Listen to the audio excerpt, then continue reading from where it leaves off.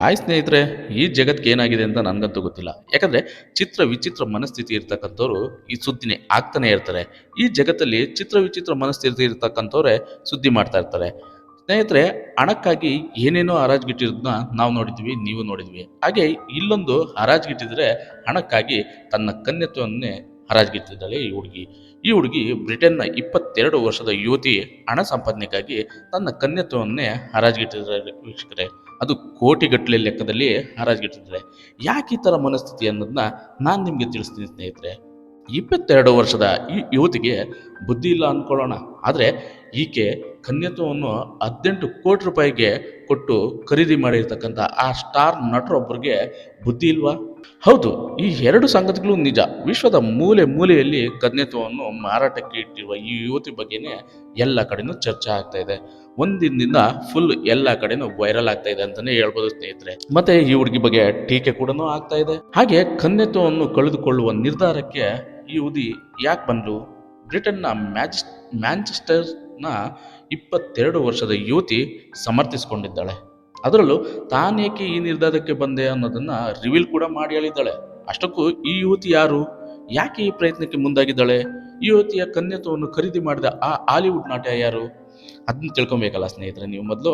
ಅದಕ್ಕಾಗಿ ವಿಡಿಯೋನ ಸ್ಕಿಪ್ ಮಾಡದೆ ಕೊನೆ ತನಕ ನೋಡಿ ಸ್ನೇಹಿತರೆ. ವಿಡಿಯೋನ ಸ್ಕಿಪ್ ಮಾಡದೆ ಕೊನೆ ತನಕ ನೋಡಿದ್ರೆ ನಿಮಗೆ ಪೂರ್ತಿ ವಿಷಯ ತಿಳ್ಕೊತೀರಾ.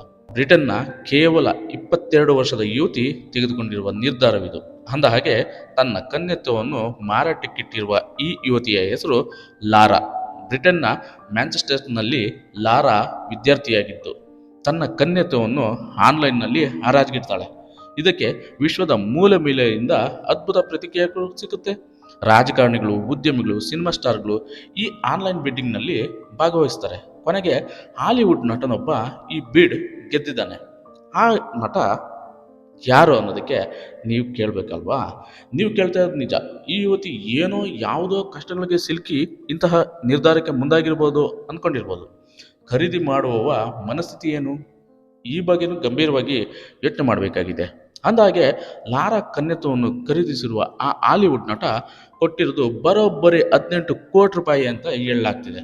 ಇಷ್ಟೊಂದು ದೊಡ್ಡ ಮಟ್ಟಕ್ಕೆ ಕೊಟ್ಟು ಖರೀದಿಸಿದ ಬಗ್ಗೆನೂ ಚರ್ಚೆನೂ ಆಗ್ತಾ ಇದೆ. ಈ ಹರಾಜನ್ನು ಎಸ್ಕಾರ್ಟ್ ಏಜೆನ್ಸಿ ಎಂದು ಆಯೋಜನೆ ಮಾಡ್ತದೆ.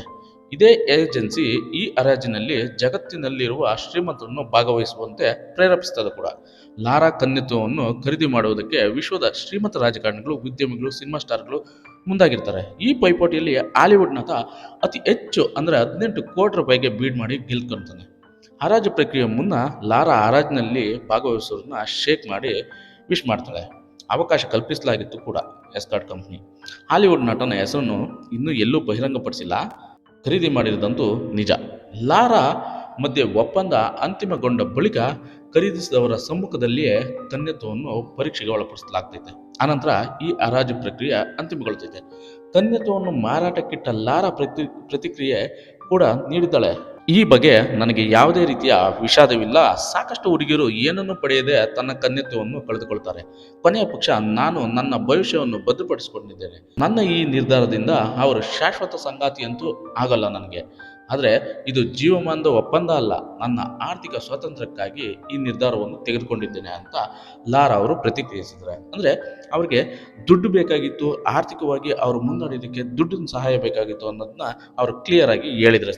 ನನ್ನ ವಿಡಿಯೋ ನಿಮಗೆ ಇಷ್ಟ ಆಗಿದ್ದರೆ ಲೈಕ್ ಮಾಡಿ, ಶೇರ್ ಮಾಡಿ, ಕಮೆಂಟ್ ಮಾಡಿ, ಹಾಗೆ ಮೇಲೆ ಇರೋ ಬೆಲ್ ಬಟನ್ನ ಕ್ಲಿಕ್ ಮಾಡಿ ಅಂತ ಹೇಳ್ತಾ ಧನ್ಯವಾದಗಳು. ಶುಭ ದಿನ.